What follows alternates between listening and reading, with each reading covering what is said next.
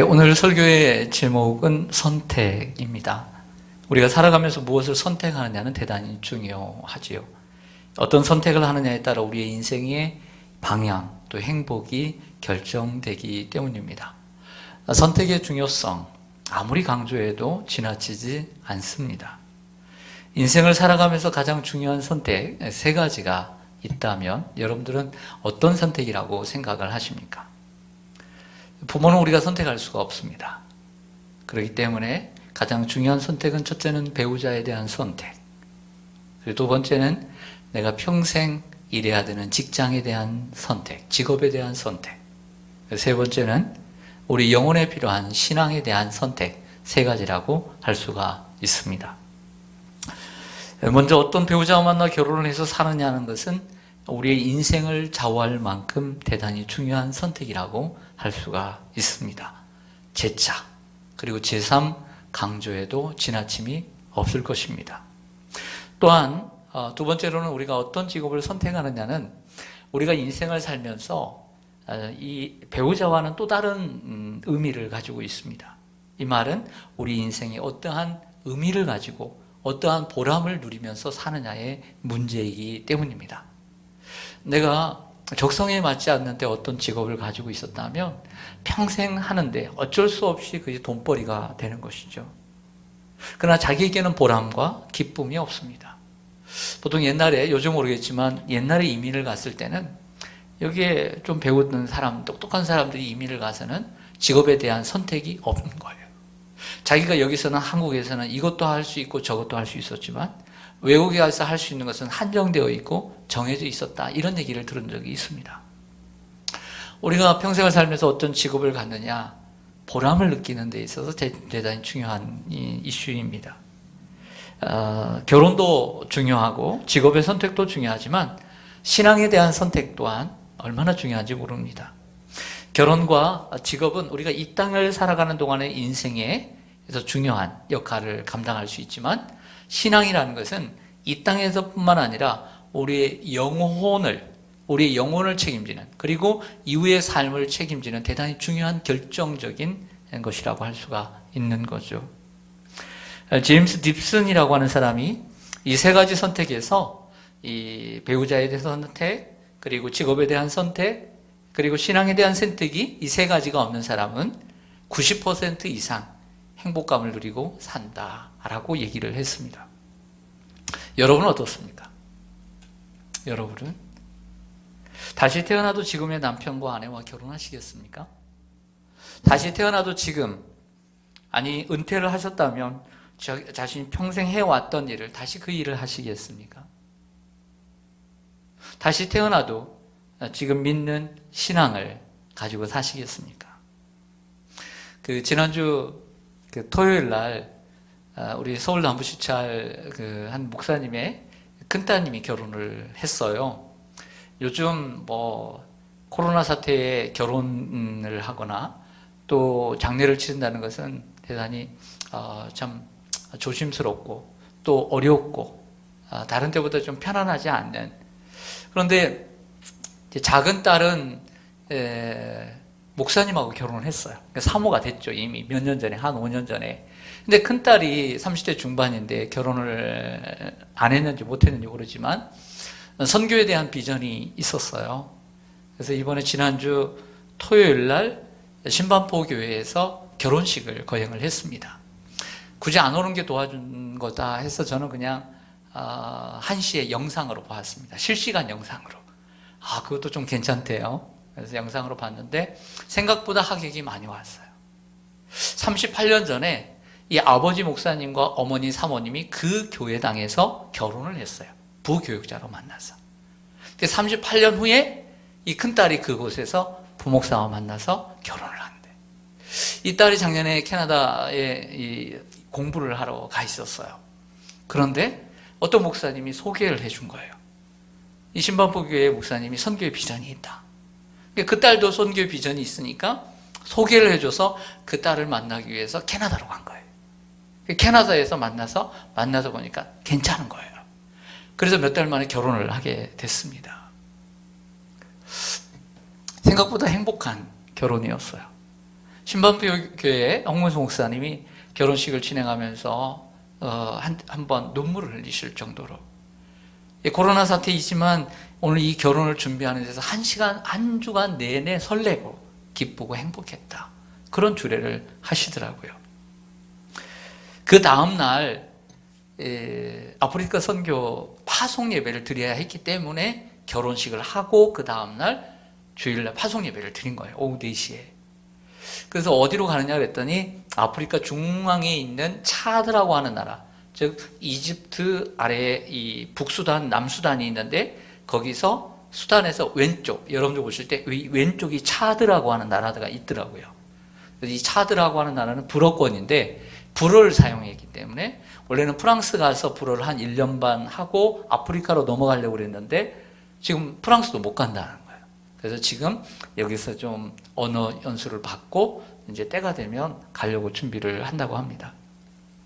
우리 카톡에 이 목사님이, 아버지 목사님이 이런 글을 잠깐 적었어요. 한 귀절인데, 따스하고 행복한 예식이었다. 그 이유는 딸내미가 주님께 바쳤던 이제까지의 사랑에 대한 하나님의 보상이라고 생각했다. 딸이 정말 주님을 잘 섬겼거든요.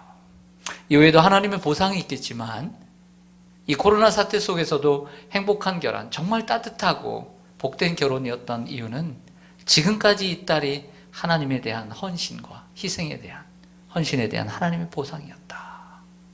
아버지가 그걸 알죠.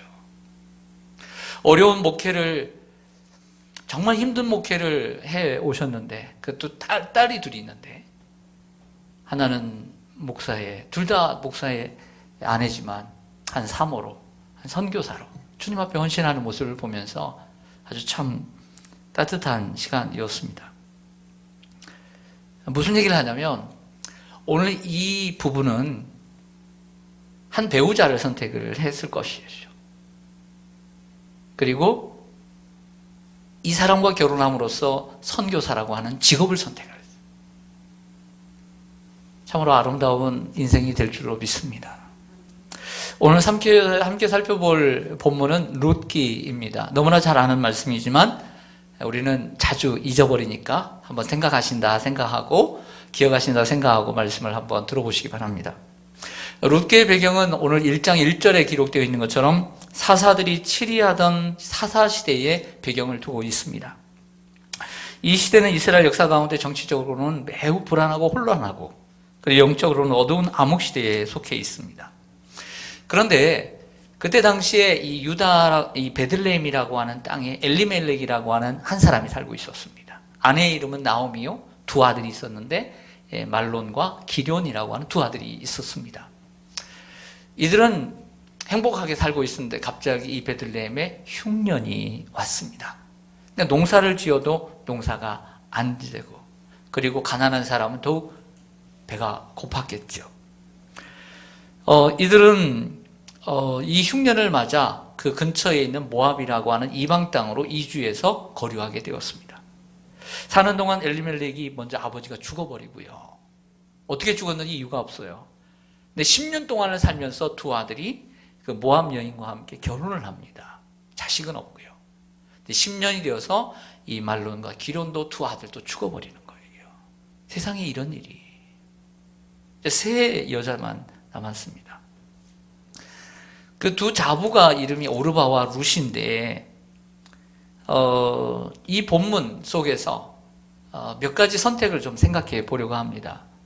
말씀을 묵상하면 하다 보면 야 선택이 중요하구나 이런 생각이 듭니다. 먼저는 엘리멜렉의 선택을 한번 생각해 보겠습니다. 이 본문 속에서만 1장 앞에 부분만 엘리멜렉의 선택은 세상적인 선택이었습니다. 한 4식구가 있습니다. 저희도 4식구인데 4식구의 선택이지만 한 가정과 가족의 선택이지만 저는 가장의 선택의 영향력이 크다고 생각합니다. 그래서 이 흉년을 맞아 베들레헴에서 모압으로 이사한 것은 가장의 선택이었다라고 저는 생각을 하고 싶어요. 가장의 선택이었다. 엘리멜렉이라고 하는 말은 하나님, 나의라는 말입니다. 멜렉라고 하는 말은 왕이란 뜻이죠. 결국 하나님은 나의 왕이다. 멋진 이름을 가지고 있죠. 하지만 실상은 하나님을 인생의 왕으로, 자신의 왕으로 삼지 않고 자신이 왕이 되어서 세상을 살아가는 사람이었던 것으로 보입니다. 왜 이 가정은 베들레헴을 떠나 이방 민족이 사는 모압으로 이사를 갔을까요? 분명히 이 유대인들에게서 가나안 땅은 아브라함 때부터 물려받은 약속의 땅이고 젖과 꿀이 흐르는 땅이고 축복의 땅입니다. 이 땅을 떠나서는 안 되는데 흉년이 들었다고 떠나는 이들의 모습을 통해서 알 수 있는 것은 먼저는 심리적인 겁니다. 가까운 친척과 이웃들이 부담스러웠기 때문이죠. 1장 21절을 좀 보시면요. 1장 21절을 보시면 나오미가 베들레헴에 돌아가서 그 친구들에게 뭐라고 얘기하냐면 내가 어떻게 나갔다 그랬습니까? 풍족하게 나갔다. 그러니까 흉년이 들었지만 모압으로 이사할 때는 좀 있었어요, 없었어요? 있었단 얘기예요. 흉년이 들었지만 엘리멜렉의 가정은 풍족한 부자의 가정이었습니다. 그런데 비어서 돌아왔다. 흉년이 들면 농사를 짓지 못하고요. 가난한 사람들은 어떻게 돼요? 더 가난하게 되고 보릿고개를 하게 됩니다. 요즘 그 진성이라는 사람이 보릿고개 어떤 거 나왔더니 50년 전에 엄마 아버지도 없이 그 동생 어떤 이웃 동생하고 거기서 정말 밥도 못 먹고 하루에 고구마 하나씩 감자 하나씩 먹고 살았던 그 얘기를 하더라고요. 그래서 그것을 20년 전에 보릿고개라는 그 가사를 써놨대요. 그때를 생각하고. 그러니까 자기의 경험에서 나온 노래니까 그렇게 노래가 무거운 것 같아요. 흉년이 들면 농사를 짓지 못하고 가난한 사람들이 더 가난해져요. 어제 세계 뉴스를 들었습니다. 코로나로 인해서 코로나를 대처하는 사람들이 부익부 빈익빈 현상이 나타난다는 거예요. 부자들은요, 있는 돈을 가지고요, 자기의 건강을 지키기 위해서 좋은 호텔, 그리고 그 호텔 안에 100평짜리에 수영장도 있고 뭣도 있고 다 있는 거예요. 거기서 편안하게 살아요. 근데 이 동남아나 이 아시아 쪽에 그리고 빈민국은 하루벌어 사는 사람들은 위험한 줄 알면서도 나가서 일을 하지 않으면 굶어 죽을 수밖에 없기 때문에 나가서 일할 수밖에 없다는 세계 뉴스를 어제 보았습니다. 마찬가지로 어려움이 오면, 흉년이 오고 기근이 오면 결과적으로 가난한 사람은 더 어려워지는 것이고요. 부자는 괜찮은 거예요. 가난한 이웃과 친척들이 있다고 하십시다. 그럼 손 내밀어야 안 내밀어요? 내밀게 되거든요. 그러면 그게 귀찮아질 수가 있는 거죠. 부자는 부자끼리 모이면 부담되는 일이 없기 때문입니다. 두 번째로는 근본적인 원인은 엘리멜렉이 약속의 땅에 대한 비전이 없었기 때문이에요. 아브라함 때부터 하나님께 받은 이 가나안 땅, 그것도 예수님이 탄생하실 이 베들레헴에 살면서도 그 땅을 떠나버리는 것을 보면 하나님에 대한 약속의 땅에 대한 비전이 없다. 여러분, 어떤 사람이 왔다 갔다 해요? 꿈과 비전과 소망이 없는 사람이 왔다 갔다 하는 거예요. 엘리멜렉이 가나안 땅에 대한 소중함을 정말 절실히 깨닫고 있었다면 가나안 땅을 쉽게 떠나지 않았을 것입니다. 힘들어도 버티고 견뎠을 것입니다. 이거는 목회를 하면서 느끼는 건요, 대부분의 성도님들이 교회에 대한 사랑, 어떨 때는 목회자들보다도 더한 사랑을 제가 느끼게 됩니다. 또 우리 성도님들의 하나님에 대한 신실한 믿음을 볼 때마다 저는 목회자로서도 겸허히 배우고 싶고 또 존중하는 마음이 많이 듭니다. 그런데 간혹 목회를 하면서 느끼는 것은 교회에 대한 꿈과 비전이 없는 사람은 신앙을 따라 움직이지 않고 일터와 사람의 관계로 인해 움직이는 것을 종종 본다는 것입니다. 내가 다니는 교회에 대한 비전이 있는가? 내가 교회에 대한 꿈이 있는가? 비전과 소망과 꿈이 있어야 쉽게 움직이지 않는 거예요. 내가 내 교회에 대한, 내 신앙에 대한 비전을 확실히 가질 때 흉년이 오고 기근이 와도 쉽게 도망치지 않는 것입니다. 신앙도 마찬가지입니다. 하나님을 믿는다고 하면서도 세상의 이해관계 때문에 쉽게 교회를 포기하거나 신앙을 포기하는 사람들이 있을 수 있다는 것이죠. 엘리멜렉은 하나님 나라에 대한 소망이 별로 없는 사람으로 보입니다. 하나님보다 세상을 의지했고 고난의 가치를 볼 수 있는 그 신앙의 눈이 밝지 않았다는 거죠. 고난에는 가치가 있고 고귀한 것인데 그 고난의 가치를 보지 못했던 것입니다. 그 학교를 다닐 때 배웠던 사람인데요. 영국의 존 스튜어트 밀이라고 하는 공리주의자가 있습니다. 이 존 스튜어트 밀이 유명한 말을 하죠. 내가 배부른 돼지가 되기보다는 배고픈 소크라테스가 낫다라는 말을 합니다. 만족스러운 바보가 되기보다 불만족스러운 소크라테스가 낫다는 말을 하고 있는 거죠. 가난하고 배고픈 것을 좋아하는 사람은 없습니다. 하지만 진정한 가치, 내가 원하고 진정한 가치, 진리가 있는 그 가치를 위해 배고파 볼 줄 알고 같이 고생해 볼 줄 알고 가난할 줄도 알고 참아 볼 줄도 아는 사람이 돼야 될 줄로 믿습니다. 이러한 면에서 엘리멜렉을 잠깐 살펴보았습니다. 두 번째로 나오미에 대한 선택을 생각해 보겠습니다. 나오미는 어떤 선택을 했을까? 인간적인 선택을 했습니다. 결국 이 가정에 남은 사람은 세 남자가 죽고 세 여자가 살았습니다. 8절을 좀 보시죠. 나오미가 두 자부에게 이렇게 얘기합니다. 8절 보시면 같이 한번 읽겠습니다. 시작. 나오미가 두 며느리에게 이르되 너희는 각기 너희 어머니의 집으로 돌아가라. 너희가 죽은 자들과 나를 선대한 것과 같이 여호와께서 너희를 선대하시기를 원하며. 아멘. 자부들에게 뭐라고 얘기해요? 돌아가라고. 어디의 집으로? 어머니의 집으로.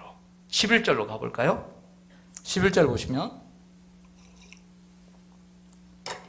같이 읽겠습니다.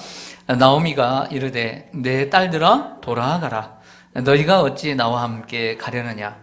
내 태중에 너희의 남편들 아들들이 아직 있느냐? 앞에는 어머니의 집으로 처음으로 돌아가라는 얘기를 할 때고, 그래도 어떻게 바로 돌아갑니까? 마음이 있었는지 없었는지 모르지만 안 돌아간다고 하니까 재차 얘기를 할 때 내 딸들아 이렇게 부르는 걸 보니까 며느리를 딸처럼, 그리고 이렇게 시집을 와서 사랑하는 남편들을 다 잃어버리는 이 어린 며느리들을 볼 때 정말 어찌 딸처럼 느껴지지 않았겠습니까? 그래서 내 딸들아 그래도 돌아가라 재차 얘기를 하고 있는 거죠. 인간적으로 보면 나오미는 훌륭한 어머니입니다.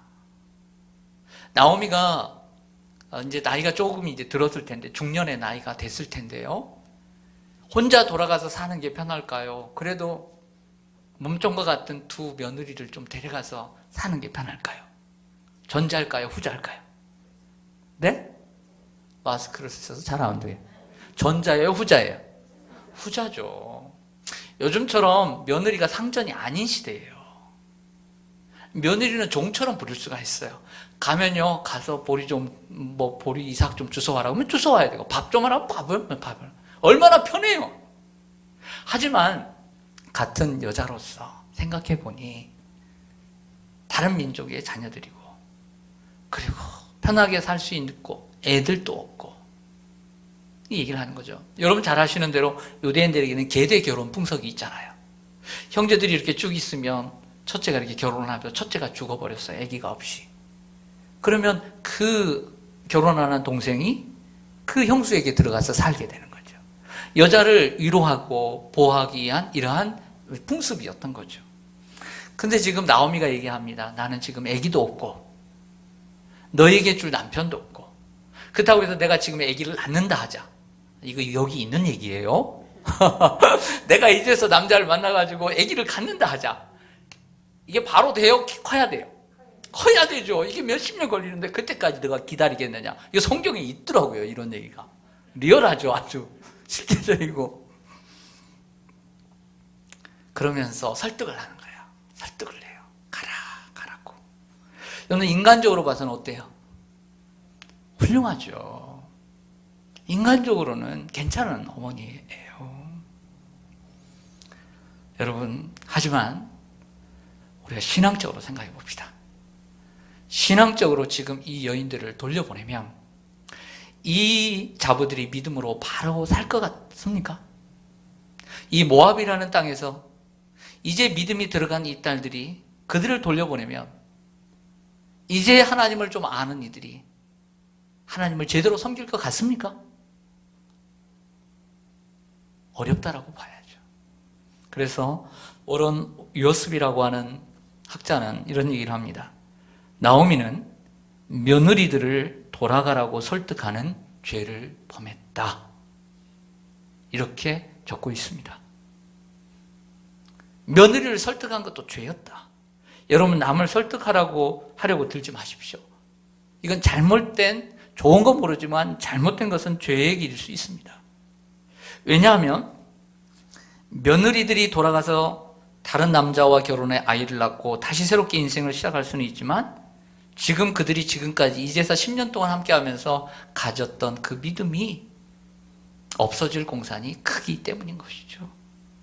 인간적으로는 돌아가서 새롭게 결혼하고 행복하게 가정을 꾸미고 남은 생일을 사는 것은 인간적으로 좋아 보이지만 그 영혼은 어떻게 할 겁니까?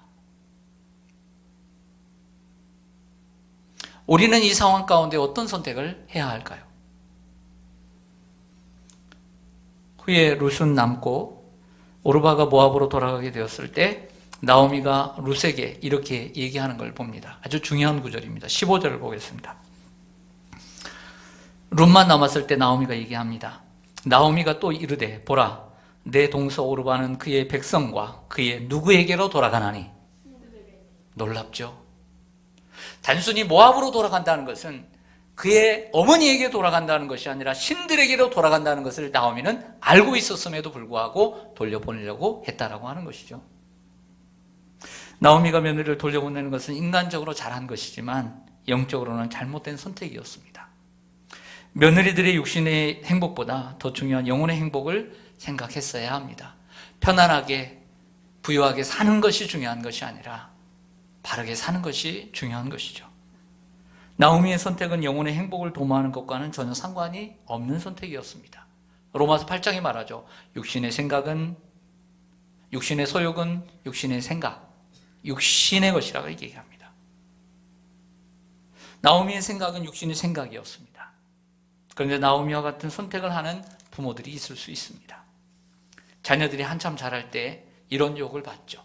교회는 나중에 나가도 나중에 열심히 해도 되니까 지금은 교회를 나가는 것보다 공부를 열심히 해야 된다. 이런 말을 할 수 있습니다. 봉사는 얼마든지 다음에 해도 되니 지금은 공부해라. 교회는 다음에 나가서 열심히 봉사해야 되니 취업 준비를 열심히 해라. 지금 이제 직장에 들어간 지 얼마 되지는데 그러다가 잘리고 그러다가 어떻게 하면 이 경륜을 쌓아야 되고 그러다가 이렇게 좀 이력을 쌓아야 되는데 그러다가 또 잘리면 어떻게 하려고. 교회는 몇 주 못 나가고 한 달에 한 번이나 두 달에 한 번밖에 못 나가도 그래도 직장은 나가야 된다. 이렇게 얘기하는 부모는 많지는 않겠지만 그래도 그 직장을 때리쳐라 말하는 부모도 많지는 않지 않겠습니까? 하나님을 믿는 바른 신앙의 길을 위해서 그 직장을 때리치라고 더 다른 데를 좀 우리 같이 알아보자 라고 신중하게 얘기하는 부모가 되어야 합니다. 자녀의 장래를 위해서는 지혜로운 선택처럼 보이지만 자녀들의 신앙이 점점 사라져가고 자녀들의 이성과 판단력이 신앙 없는 상태로 굳어진다면, 다시 얘기해 하나님 없는 상태로 인생을 살게 된다면 그 책임은 누가 져야 합니까? 육신의 생각 때문에, 세상적인 행복과 출세 때문에 자녀들의 신앙과 영혼을 한순간도 세상에 내어줘서는 안 됩니다. 한 번의 방심이 후회를 자초할 수 있기 때문입니다.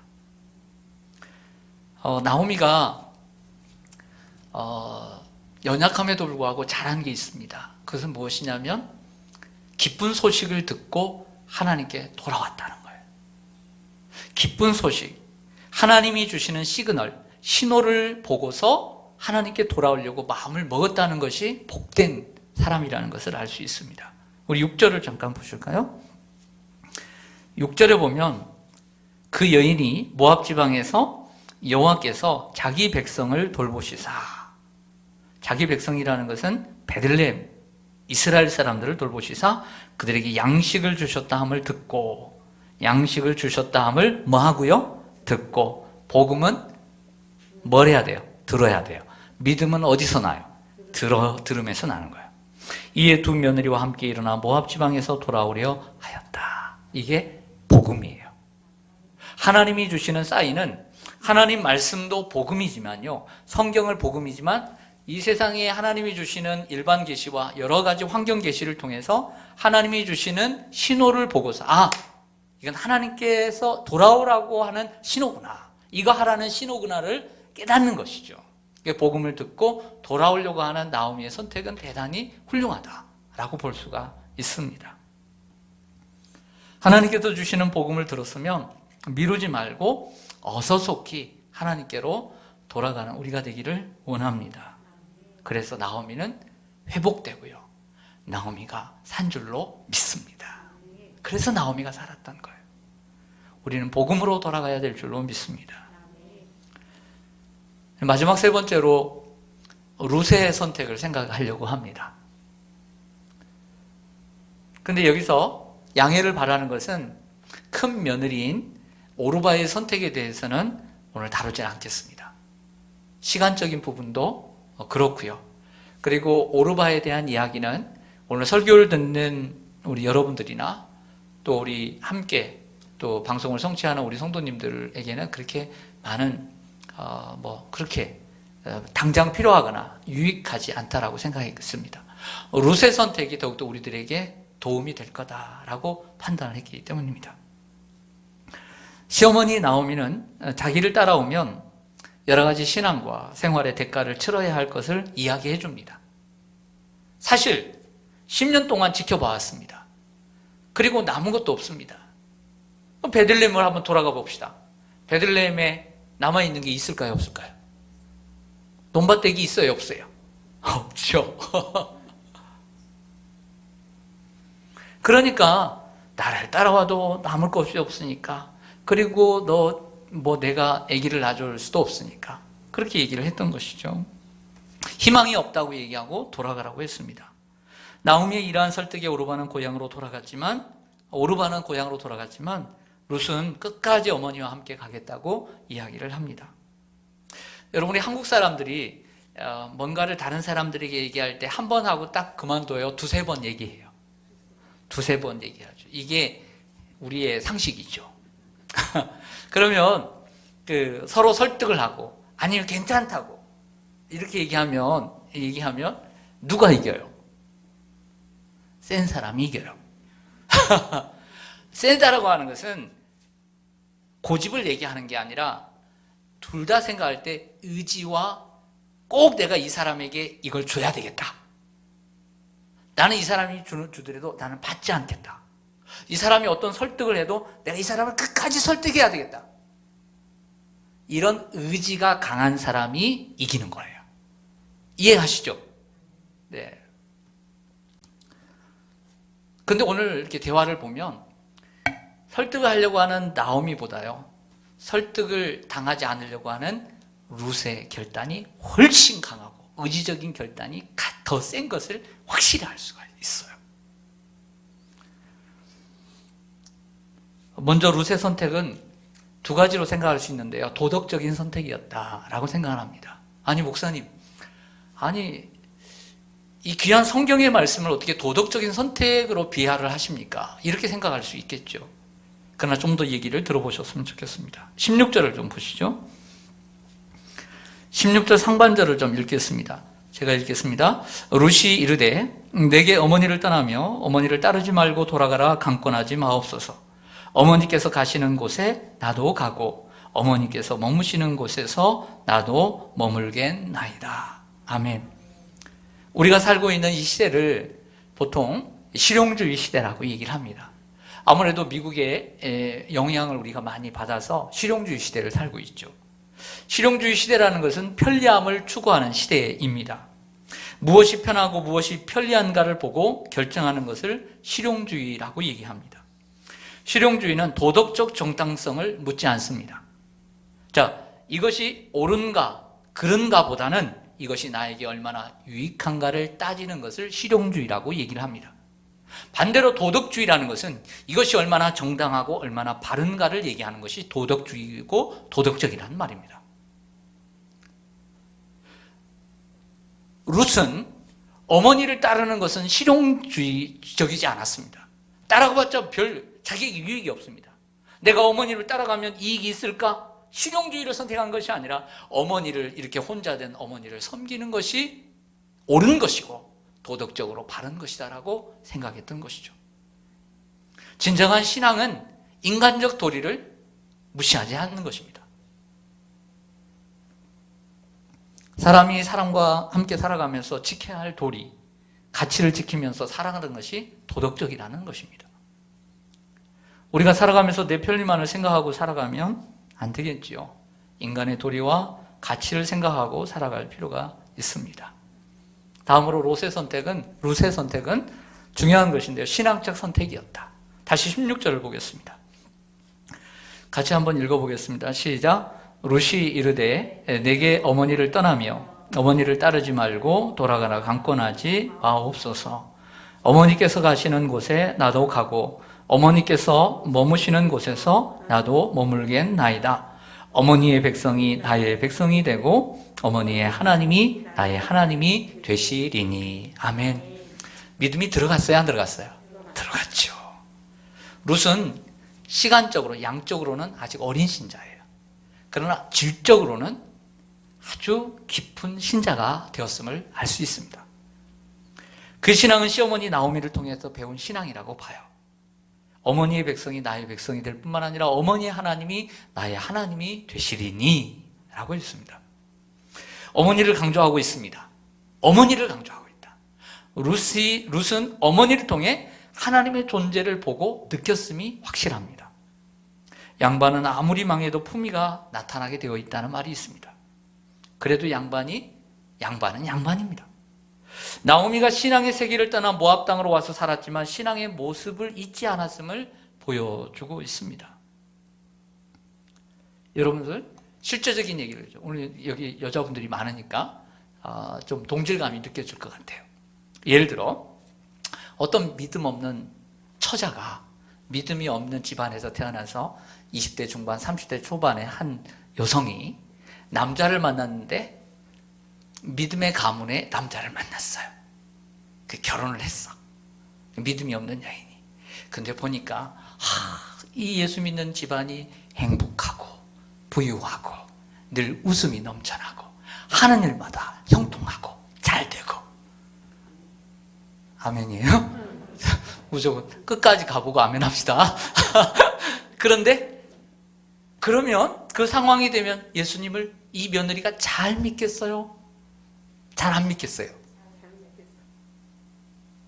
잘 믿는 분만 보셨나 보죠? 그럼 왜 잘 믿겠어요? 하나님을 볼 수도 있겠지만 좋아서 믿을 수도 있겠죠. 교회 안에는 얼마든지 알곡과 축정이가 언제나 공존하고 있기 때문입니다. 자, 반대로요. 자, 어떤 한 처자가 있습니다. 똑같은 상황입니다. 불신 가정에서 태어나서 자랐습니다. 근데 어쩌다 학교에서 보니까 시시 커플이 돼가지고 만났는데 좋아서 만났는데 처음에는 안 보였는데 나중에 보니까 기독교 집안이에요. 아주 시장도 좋고 결혼을 했습니다. 남자가 신실하고 그래서 결혼을 했는데 이게 웬일입니까? 나오미 가정처럼 이 시아버지 시어머니 갑자기 신음하더니 죽어버리고 쫄딱 망해버렸습니다. 신랑까지 하는 일이 안 됐습니다. 나오미의 가정처럼 돼버렸습니다. 여러분들이 이 불신 가정에서 시집온 여인이라면 그 시댁이 믿는 하나님을 믿으시겠습니까? 팍 오지 않아요? 느낌 와야 하나요? 느낌 오죠 이제? 말씀드리고 싶은 것은 룻이 하나님을 믿었다는 것은 쉬운 일이 아니라는 거예요. 인간적으로 하나님을 믿은 게 아니라는 거죠. 그래도 남아있는 나오미의 신앙을 보고서 그 나오미의 말과 행위와 삶 속에, 향기 속에 남아있는 하나님의 모습을 보았기 때문인 줄로 믿습니다. 그래서 룻의 입장에서는 대단히 어려운 결정이었다는 거예요. 여인의 입장에서 보면. 그래서 룻의 선택은 참으로 고귀하고 위대한 선택이라고 말씀드리고 싶습니다. 어머니를 따라가고 어머니 하나님을 따라간다는 것은 이 세상에서 누릴 행복을 내려놓는다는 것입니다. 포기하는 것입니다. 비록 더 큰 고난이 온다 할지라도 하나님을 믿고 살겠다는 의지적인 결단인 것이죠. 이 세상에서 가질 수 있는 행복의 조건들을 포기하고 예수님을 끝까지 믿고 살겠다는 결단이었습니다. 우리에게도 이러한 선택과 결단이 있어야 될 줄로 믿습니다. 예수님 믿고 첫 세례를 받을 때 우리는 이러한 결단이 있어야 합니다. 내가 이 세상의 행복보다 날 위해서 십자가 지신 예수 그리스도를 끝까지 내가 붙잡고 살겠다라는 결단이 있어야 합니다. 우리가 새로운 직분을 받을 때마다 우리는 다시 한번 이러한 결단을 다시 확인해야 합니다. 또한 삶의 큰 고비를 맞고 큰 깨달음을 얻었을 때 우리가 살다 보면 고비가 있지만 큰 깨달음이 오잖아요. 내가 아팠다가 건강해지기도 하고 사업이 망했다가 어렵다가 물질적인 어렵다가 다시 회복되기도 하고 여러 가지 삶의 소용돌이 속에서 우리가 다시 한번 하나님의 은혜를 깨닫게 되었을 때 예수님을 떠나지 않고 더욱더 신실하게 하나님을 살겠다라고 하나님 믿고 살겠다는 굳은 의지와 결단이 우리에게 그때마다 있어야 될 줄로 믿습니다. 마음을 다하고 목숨을 다하고 뜻을 다하고 힘을 다하여 하나님을 사랑했다고 하는 의지가 필요합니다. 말씀을 정리하겠습니다. 룻이 하나님을 알고 하나님의 백성이 된 것은 사실은 4장까지 보면 하나님의 큰 그림이고 계획이었습니다. 결국 룻은 다윗의 증조 할머니가 되었고 예수님의 족보에 들어가는 조상이 되었습니다. 무슨 이야기냐면 저와 여러분이 예수님을 믿게 된 것은 하나님의 계획이고 섭리인 줄로 믿습니다. 또한 우리가 어떤 상황이든 예수님 믿고 따를 때 선한 영향력을 끼칠 수 있다는 뜻인 줄로 믿습니다. 나오미가 그 상황에서도 믿음을 그래도 버리지 않고 하나님께 돌아가기 때문에 믿음의 조상이 될 수 있었던 거예요. 우리는 살아가면서 바른 선택을 할 수 있도록 기도해야 합니다. 가장이었던 엘리멜렉은 하나님은 나의 왕이십니다. 이름만 가지고 있었지 오늘 말씀해 보면 이 흉년의 때에 하나님 여기에 남아야 됩니까? 다른 데로 이민 가야 합니까? 전혀 묻지 않고 자기의 생각대로 행동했던 것이죠. 선택은 기도가 우선되어야 합니다. 인간적으로 안 돼 보여도 신앙의 길을 제시하고 그 길을 걸어가도록 권면하는 믿음의 사람이 되었으면 좋겠어요. 세상적으로 하면 이 길이 정말 넓은 길로 보여요, 젊은이가. 그러나 그 길로 가라고 할 것이 아니라 그 영혼이 살 수 있는 그 길로 걸어갈 수 있도록 권면하는 것. 인간적으로는 안 됐지만 정말 하나님이 원하시는 그 신앙의 길로 좁은 길로 걸어갈 수 있도록 권면할 수 있는 믿음의 선배가 인생의 선배가 되기를 원합니다. 룻처럼 세상의 넓은 길로 가지 말고 신앙의 좁은 길로 가는 저와 여러분 되시고 그리고 여러분들의 과거를 하나님께서 돌이켜서 나오미와 같은 회복의 역사가 있게 하실 줄로 믿습니다. 기도하겠습니다.